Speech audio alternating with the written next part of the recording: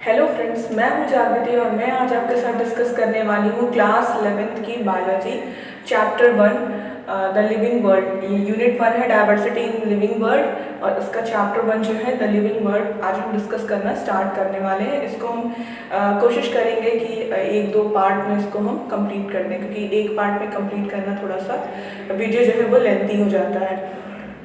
इसके पहले मैंने एक सीरीज स्टार्ट की हुई है क्लास 9th की बायोलॉजी, जिसमें चैप्टर चल रहा है सेल। उसमें 4-5 वीडियोस जो है वो मैंने बनाए हैं और उसकी और भी सीरीज जो है आगे के वीडियोस जो है वो भी आने वाले हैं। तो प्लीज़ आप उस वीडियोस को भी चेकआउट कर सकते हैं। इवन आप अगर हायर स्टडीज़ में हैं तो भी, और अगर आप 9th और 10th 11th 12th के स्टूडेंट्स हैं तो आपको बिल्कुल उसको देखना चाहिए, क्योंकि आपका बेसिक्स जो है वो क्लियर होना बहुत ज़रूरी है। और अगर आपको ये वीडियो अच्छा लगे तो प्लीज़ इस वीडियो को आप अपने फ्रेंड्स के साथ, अपने और भी जो रिलेटिव्स में स्टूडेंट्स हैं उनके साथ आप शेयर करें। सबसे पहले बात आती है कि डाइवर्सिटी क्या है, व्हाट इज़ डाइवर्सिटी। क्योंकि ये जो यूनिट है उसमें यूनिट का नाम ही है diversity in the living world. तो लिविंग वर्ल्ड तो हम बाद में डिस्कस करेंगे, लेकिन जो फर्स्ट इसमें जो टर्म आता है डाइवर्सिटी क्या है, आपने कई बार सुना होगा India is a diverse country. और इसमें कई सारे रिलीजन्स हैं इंडिया में, कई सारे जो है कास्ट हैं, कई सारे जो है अलग अलग रीजन्स के लोग हैं जिनका कल्चर अलग अलग है, लेकिन फिर भी जो है इंडिया एक यूनिटी में रहता है। एक इंडिया जो है वो यूनाइटेड कंट्री है।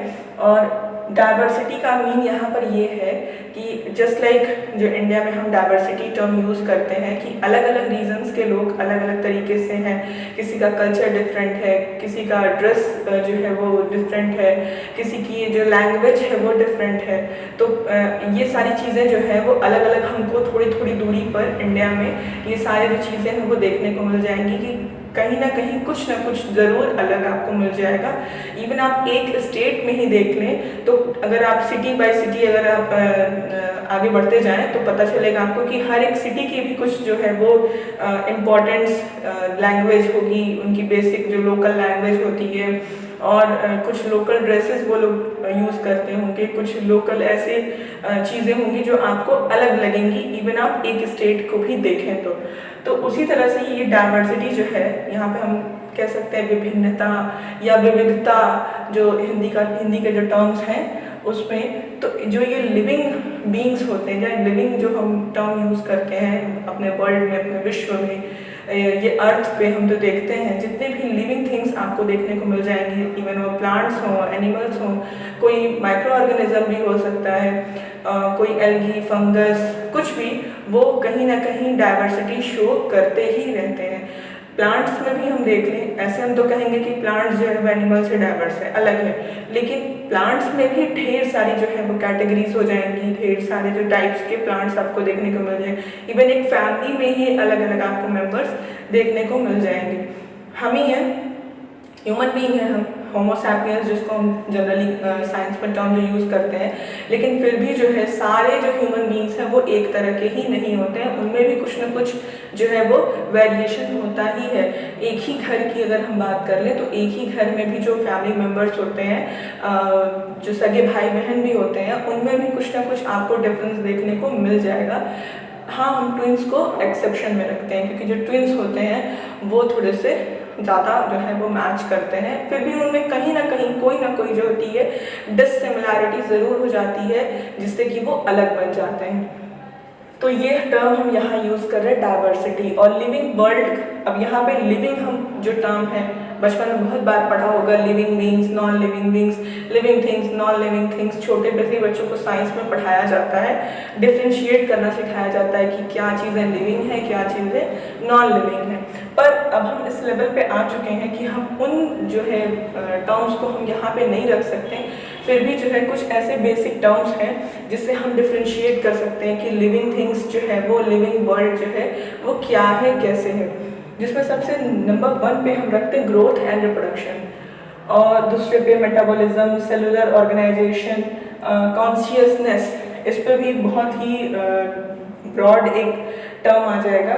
और इन सारी 4 पॉइंट्स को देखने के बाद भी हमको ऐसा लगता है कि अगर हम एक किसी की बात करें तो कोई पर्टिकुलर एक जो टर्म है वो लिविंग को डिफाइन नहीं कर सकता। इसलिए हमने ये 5th पॉइंट लिखा, self replicating, evolving and self regulating interactive system. ठीक है, आप समझ रहे हैं, अभी हम इसको और डिटेल में समझाऊंगी। रिस्पॉन्ड टू एक्सटर्नल स्टिमुली जो है वो ये सारी चीज़ें अगर किसी भी पर्सन में है या किसी भी ऐसे ऑर्गेनिज्म में है तो वो लिविंग कहा जा सकता है। उसको हम नॉन लिविंग से इन सारे टर्म्स के बेसिस पे भी हम डिफ्रेंशिएट करेंगे। तो चलिए हम एक एक करके हम पॉइंट्स स्टार्ट करते हैं।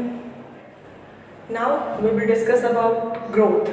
अब हम ग्रोथ के बारे में बात करेंगे। ग्रोथ क्या है? बायोलॉजी के टर्म में ग्रोथ जो है वो सिंपली हम कह सकते हैं कि increase in cell number and mass. जो सेल का नंबर है, जो सेल जो है वो अगर इंक्रीज करते हैं नंबर में और अल्टीमेटली जो है वो मास जो होती है, किसी बॉडी का जो मास होता है या वेट होता है वो अगर इंक्रीज करता है तो हम क्या कहेंगे कि उस बॉडी की ग्रोथ हो रही है। यहाँ पे थोड़ा सा हमको वेरिएशन देखने को मिल जाएगा कि प्लांट्स में क्या होता है, पूरी होल लाइफ जो होती है प्लांट्स की, वहाँ पर सेल डिवीज़न होता रहता है। और सेल डिवीज़न के ही थ्रू, सेल डिवीज़न एक बहुत ही ब्रॉड जो है वो टॉपिक है, उसके थ्रू जो है सेल डिवीज़न के थ्रू जो सारे जो सेल्स होते हैं वो डिवाइड होते हैं, नंबर में इंक्रीज होते हैं और अल्टीमेटली जो है वो मास भी इंक्रीज करता है। बट एनिमल्स के केस में ऐसा नहीं होता है। पर्टिकुलर लाइफ तक जो है, पर्टिकुलर जो है टाइम पीरियड तक ये जो सेल की जो नंबर होती है वो इंक्रीज कर जाती है, होल बॉडी का फॉर्मेशन हो जाता है और उसके बाद जो है मास जो है वो नहीं ज़्यादा इंक्रीज करता है। एनिमल्स के केस में जो सेल डिवीज़न है वो एक पर्टिकुलर टाइम पीरियड तक ही होता है, उसके बाद जो है सेल डिवीज़न ऐसे अगर हम देखें कंटिन्यूसली जो है वो सेल्स डिवाइड नहीं करते हैं। एक पर्टिकुलर कंडीशन आ सकती है, जैसे कि कहीं चोट लग गई, कोई ऐसा प्लेस हो गया जहाँ पर जो है सेल्स की डेथ हो गई, तो उनको रिप्लेस करने के लिए जो लॉस्ट सेल्स होते हैं उनको रिप्लेस करने के लिए वहाँ पर सेल डिवीज़न हो सकता है। बट जो है ऐसे जो है सेल डिवीज़न कंटिन्यूसली एनिमल्स के केस में नहीं होता। प्लांट्स के केस में जो होता है, ये जो सेल्स होती हैं वो पर्टिकुलरली कंटिन्यूसली जो है वो डिवाइड करती रहती हैं, पर्टिकुलरली इन प्लांट सेल्स के केस में, प्लांट्स के केस में। कुछ यूनिसेलर्स की बात अगर हम कर लें तो यूनिसेलर्स में भी क्या होता है, जो ग्रोथ है वो देखने को आपको मिल जाएगी। एक यहाँ पर जो है वो एक जैसे हम कह सकते हैं कंट्रैरी जो है वो यहाँ पर निकल के आता है कि ग्रोथ एंड रिप्रोडक्शन जो है वो टर्म जो है वो डिफरेंट है। लेकिन अगर हम बात करें यूनिसेलर के केस में, तो यूनिसेलर ऑर्गेनिजम्स के केस में ग्रोथ और रिप्रोडक्शन में हम कोई भी डिफरेंशिएशन इतनी ईजिली नहीं कर सकते हैं। जो ग्रोथ है और ये रिप्रोडक्शन है ये ज़्यादातर जो है वो सिमिलर ही हो जाता है, क्योंकि ये सेल डिवीज़न के ही हेल्प से होता है। और ये यूनिसेलुलर है तो अगर ये ग्रोथ करने के लिए भी सेल डिवाइड करते हैं तो भी ये डिवाइड होकर के अलग अलग होकर के और एक एक सेल की ये बॉडी बना लेंगे। और अगर ये रिप्रोडक्शन कर रहे हैं तो भी ये डिवाइड होकर के एक एक सेल की बॉडी बना लेंगे। तो यहाँ पर थोड़ा सा कन्फ्यूज़न जो है वो क्रिएट हो जाता है यूनिसेलुलर के केस में। बट मल्टीसेलुलर के केसेस में ऐसा जो है वो कन्फ्यूज़न क्रिएट नहीं होता है। उसमें ग्रोथ और रिप्रोडक्शन जो है वो आपको अलग अलग देखने को मिल जाएगा। बात करें अगर हम ग्रोथ की नॉन लिविंग थिंग्स में, तो नॉन लिविंग थिंग्स में भी जो है आपको ग्रोथ देखने को मिल जाएगी।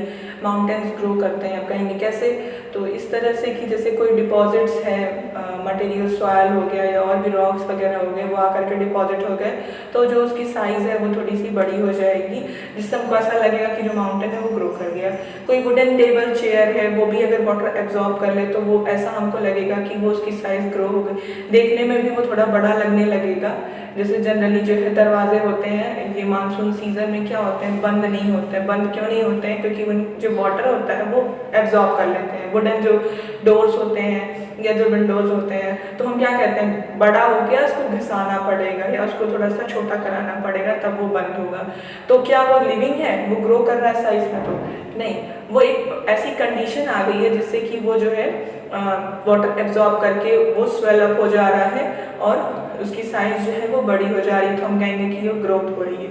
तो ग्रोथ एक ऐसा टर्मिनोलॉजी है जो हम लिविंग के लिए भी यूज़ करते हैं, नॉन लिविंग के लिए भी यूज़ करते हैं, इसलिए ये कैरेक्टरिस्टिक फीचर में नहीं ऐड कर सकते पर्टिकुलरली लिविंग के लिए। रिप्रोडक्शन, अब रिप्रोडक्शन क्या है? जो जनरली हम टर्म्स यूज़ करते हैं उनकी कुछ मीनिंग्स होती हैं, जैसे कि reproduction, production means to produce new generation या न्यू प्रोजेनी को प्रोड्यूस करना, और बार बार ये जनरेशन बाय जनरेशन जो है ये प्रोसेस चलती रहती है, तो इसलिए रिप्रोडक्शन। तो अब यहाँ पर देखेंगे रिप्रोडक्शन जो प्रोसेस है ये लिविंग का कैरेक्टरिस्टिक फीचर है या नहीं है। लिविंग कैरेक्टरिस्टिक फीचर इसलिए हम कह सकते हैं कि नॉन लिविंग थिंग्स जो होते हैं वो रिप्रोड्यूस नहीं करते। एक चेयर आपके घर में हो, वो रिप्रोड्यूस करके दूसरी चेयर अपने आप से नहीं बना सकते, आपको मार्केट से इसको परचेस करके ही लाना होगा, वो घर पे जो है वो रिप्रोड्यूस होकर के नहीं बन सकती है। लेकिन जो एनिमल्स हैं, प्लांट्स हैं, या और भी जो फंगस, एल्गी और जो भी यूनिसेलुलर ऑर्गेनिजम्स हैं, वो सारी चीज़ें जो जिनको हम लिविंग की कैटेगरी में कहते आ रहे हैं वो ज़रूर रिप्रोड्यूस होते हैं या रिप्रोड्यूस अगली जनरेशन को करते हैं। तो अब ये रिप्रोडक्शन हम कहेंगे कि ये लिविंग का कैरेक्टरिस्टिक फीचर है, नॉन लिविंग का कैरेक्टरिस्टिक फीचर नहीं है। तो अगर हम देखें तो म्यूल्स क्या है? म्यूल जो खच्चर होते हैं, म्यूल हो गए, या जो स्टेराइल जो हनी बीज होती हैं वो हो गए, या जो ह्यूमन बींग्स में जो स्टेराइल जो कपल्स होते हैं वो क्या हो गए, ये भी तो लिविंग है लेकिन ये रिप्रोडक्शन नहीं करते हैं। तो अगर ये रिप्रोडक्शन नहीं कर रहे हैं तो क्या हम इनको लिविंग कैटेगरी से अलग कर सकते हैं? नहीं कर सकते, क्योंकि अभी और कुछ ऐसे कैरेक्टरिस्टिक फीचर्स हैं जिसकी बेसिस पे हम लिविंग को डिफाइन कर रहे हैं। पर्टिकुलरली जो है हम रिप्रोडक्शन के बेस पर लिविंग को डिफाइन नहीं कर सकते हैं। अलग अलग जो है वो मीन्स होते हैं रिप्रोडक्शन के, बडिंग हो गया, फ्यूजन हो गया, फ्रेगमेंटेशन है, रीजनरेशन है, ढेर सारे ऑर्गेनिज्म जो है, फिजन जैसे जनरली अमीबा में देखने को मिल जाएगा, पैरामीशियम में देखने को मिल जाएगा, बडिंग आपको हाइड्रा में देखने को मिलेगा, ईस्ट में देखने को मिलेगा। रीजनरेशन जो है ये रीजनरेशन उसमें आपको प्लेनेरिया में देखने को मिल जाएगा। फ्रेगमेंटेशन जो है कई सारे एल्गी ऐसे होते हैं जो फ्रेगमेंटेशन जो है वो शो करते हैं, फ्रेगमेंटेशन के थ्रू जो है वो रिप्रोडक्शन करते हैं। तो ऐसे ढेर सारे जो है मीन्स हैं रिप्रोडक्शन के या प्रोसेस है, उसमें एसेक्सुअल रिप्रोडक्शन, सेक्सुअल रिप्रोडक्शन, ये सारे वेजिटेटिव प्रोपगेशन जो है, ये सारी चीज़ें जो है रिप्रोडक्शन में आ जाएंगी। बट अगर हम कैरेक्टरिस्टिक फीचर की बात कर लें तो कैरेक्टरिस्टिक फीचर जो है वो कई सारे होंगे। पर्टिकुलरली हम रिप्रोडक्शन को ऐसा नहीं कह सकते कि reproduction the characteristic feature of living things. Simply अगर हम कहें तो ग्रोथ एंड रिप्रोडक्शन जो है ये मेटाबॉलिज्म, सेलुलर ऑर्गेनाइजेशन, कॉन्शियसनेस, ये सारे जो है वो कैरेक्टरिस्टिक फीचर लिविंग थिंग्स के हैं, पर एक साथ जॉइंटली।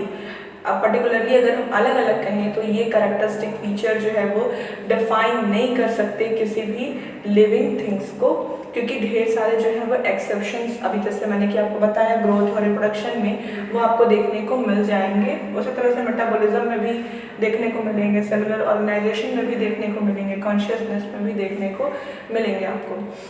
मेटाबॉलिज्म की अगर हम बात करें तो मेटाबॉलिज्म क्या है? The sum total of all the chemical reactions, जितनी भी केमिकल रिएक्शंस होती है हमारी बॉडी के अंदर, उसको अगर हम टोटल देखें तो वो मेटाबॉलिज्म कहेंगे, उसको हम मेटाबॉलिज्म बोलेंगे। The sum total of all the chemical reactions which are performing in our body is known as metabolism. अब यहाँ पर क्या है, केमिकल रिएक्शंस कैसे हो रहे हैं? क्योंकि ढेर सारे जो है हमारे बॉडी के अंदर माइक्रो मॉलिक्यूल्स, मैक्रो मॉलिक्यूल्स, ढेर सारे जो है वो न्यूट्रिएंट्स, ये सारी चीज़ें जो है वो प्रेजेंट होती हैं हमारी बॉडी के अंदर, और उनके बीच में कुछ ना कुछ जो है वो रिएक्शंस जो है वो होते रहते हैं। तो इन सारे रिएक्शंस को अगर हम जॉइंटली देखें तो उसको हम मेटाबॉलिज्म कह सकते हैं। मेटाबॉलिज्म जो है ये हर तरह के ऑर्गेनिज्म जो है वो लिविंग है अगर, तो वो परफॉर्म ज़रूर करेंगे। Other they can be fungus और they can be plants, animals, bacteria, and even other unicellular organisms जो हैं वो अगर वो लिविंग हैं तो वो मेटाबॉलिज्म ज़रूर शो करेंगे। अगर हम इसमें भी एक्सेप्शन देख लें तो इसमें भी एक्सेप्शन आपको मिल जाएगा कि अगर हम टेस्ट ट्यूब में कोई केमिकल रिएक्शन करा रहे हैं, सेम केमिकल रिएक्शन हमारी बॉडी के अंदर भी होता है, पर वो मेटाबॉलिज्म नहीं कहेंगे। जो हम टेस्ट ट्यूब में जो रिएक्शन करा रहे हैं उसको हम केमिकल रिएक्शन कहेंगे, लेकिन मेटाबॉलिज्म नहीं कहेंगे। हमारी बॉडी के अंदर जो हो रहा है, जिसको सेल्स परफॉर्म कर रही हैं, जो बॉडी के अंदर हो रहा है, उसको हम मेटाबॉलिज्म कहेंगे, केमिकल रिएक्शन नहीं कहेंगे। केमिकल रिएक्शन जो है वो टेस्ट ट्यूब में हम परफॉर्म करते हैं, लेबोरेटरीज वगैरह में। अगर हम ये चीज़ें देखें तो मेटाबॉलिज्म के लिए कहीं ना कहीं सेलुलर ऑर्गेनाइजेशन की बहुत ज़्यादा ज़रूरत है, क्योंकि जैसे कि बताया कि केमिकल रिएक्शंस जो है वो वहाँ पर भी हो रहे हैं, लैब में भी हो रहे हैं, पर वो मेटाबॉलिज्म नहीं है, क्योंकि वहाँ पर कोई सेल उसे परफॉर्म नहीं कर रहा है। वो हम उसको टेस्ट ट्यूब में केमिकल्स को मिक्स करके हम उसको परफॉर्म कर रहे हैं। कोई सेल जो है वो उसमें इन्वॉल्व नहीं हो रहा है उस मेटाबॉलिज्म, उस रिएक्शन में। तो सेलुलर ऑर्गेनाइजेशन बहुत ही ज़्यादा ज़रूरी है मेटाबॉलिज्म के लिए। और अगर हम कहें तो कैरेक्टरिस्टिक फीचर भी है लिविंग थिंग्स का। कॉन्शियसनेस की अगर हम बात करें तो कॉन्शियसनेस में क्या होता है, बहुत ही ज़्यादा ज़रूरी है लिविंग थिंग्स। अगर हम लिविंग की बात कर रहे हैं तो उसका जो यहाँ पर टर्म लिखा हुआ है रिस्पॉन्ड टू एक्सटर्नल स्टिमुली, वो ज़रूर किसी स्टिमुलस के, एक्सटर्नल जो स्टिमुलस होता है या बाहर से कोई भी अगर उस पर अफेक्ट कर रहा है, कोई भी ऐसी चीज़ है जो उसकी बॉडी पे अपना जो है इफेक्ट डाल रही है, तो वो उसके अगेंस्ट में या उसके सपोर्ट में कुछ ना कुछ ज़रूर बॉडी जो है वो रिस्पॉन्ड करती है। उसको हम कॉन्शियसनेस कहते हैं, जिसका जो मेन जो हेड है वो ब्रेन होता है। ब्रेन जो अगर ब्रेन डेड हो जाए किसी पर्सन का तो कॉन्शियसनेस जो होती है वो लॉस्ट हो जाती है। आपने कई बार सुना होगा कोमा में जो पर्सन्स होते हैं वो क्या होता है कि पूरी बॉडी के लिए अलग से हार्ट के लिए कोई मशीन लगी हुई होती है, लंग्स के लिए कोई और मशीन लगी हुई होती है, क्योंकि जो ब्रेन होता है उस पर्टिकुलर पर्सन का जो कोमा में है वो ब्रेन डेड हो चुका है, मीन्स उसका ब्रेन काम नहीं कर रहा है। मतलब कोई भी जो स्टिमुलस है एक्सटर्नल, आप उसके बॉडी पे पंचर करें कहीं पर भी, या कहीं पर भी आप कोई भी पॉइंट से उसको टच करें तो जलाएं उसके हाथ पैर को, कुछ भी करें, कोल्ड कोई भी उसके ऊपर जो है वो इफेक्ट नहीं होने वाला, अगेंस्ट में वो कोई भी रिस्पॉन्स जो है वो नहीं देगा वो पर्सन जो कोमा में है। तो हम उस पर्सन को कहते हैं कि ब्रेन डेड हो चुका है। अगर आप मशीन निकाल दें तो वो पर्सन जो है वो पूरी तरह से डेड ही कहेंगे, वो डेड ही टर्म जो वो होता है डॉक्टर्स यूज़ करते हैं। तो अगर जो जिंदा रखना चाहता है, सामने अपने रखना चाहता है उस पर्सन को, वो लोग हॉस्पिटल्स में या अपने घर पर ही जो है ऐसा अरेंजमेंट कर देते हैं कि जिससे वो पर्सन जो है वो उस मशीन्स के हेल्प से, और वो बेड पे पड़ा हुआ है लेकिन वो कोई रिस्पॉन्स नहीं देगा, कोई भी रिस्पॉन्स उसके लिए जो है वो पॉसिबल नहीं होगा। तो कॉन्शियसनेस बहुत ज़्यादा ज़रूरी है लिविंग के लिए। अगर कहीं भी कॉन्शियसनेस खोया तो वो पर्सन जो है वो डेड ही कहेंगे। उस जो थिंग है, लिविंग बीइंग है, उसको हम डेड ही कहेंगे। वो तब लिविंग नहीं रह जाएगा अगर वो उसने अपना कॉन्शियसनेस है वो खो दिया या लॉस्ट कर दिया। तो ऐसे अगर हम देखें तो सम अप करें अगर तो self replicating, evolving and self regulating interactive system, एक ऐसा सिस्टम हो जो खुद रिप्लिकेट करे। रेप्लिकेट मीन्स रेप्लिका बनाए, जिसमें हम रिप्रोडक्शन को डाल सकते हैं कि वो रेप्लिका बना रहा है, वो डुप्लीकेट कॉपीज बना रहा है, या नहीं डुप्लीकेट कहें तो वो कॉपीज जो है वो फॉर्म कर रहा है। इवॉल्विंग मीन्स कि वो जनरेशन बाय जनरेशन जो है वो उसमें कुछ ना कुछ चेंजेस आ रहे हैं, तो इवॉल्व होता जा रहा है वो। और सेल्फ रेगुलेटिंग मीन्स वो खुद को रेगुलेट कर सकता है, किसी और मशीन्स और सारी चीज़ों की ज़रूरत उसको नहीं है रेगुलेशन के लिए।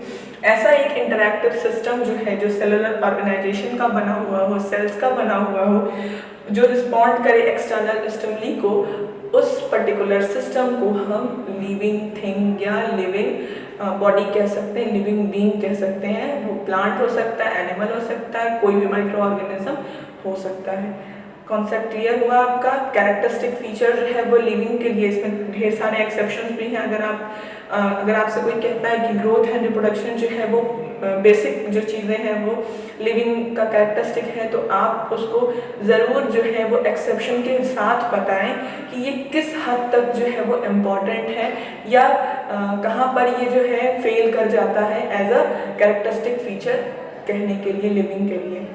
मेक श्योर कि आप मेरे चैनल को सब्सक्राइब करें, क्योंकि अगर सब्सक्रिप्शन होगा तो मुझे अच्छा लगेगा और मुझे एक मोटिवेशन मिलेगा, मैं आगे और भी वीडियोस बना सकूँगी।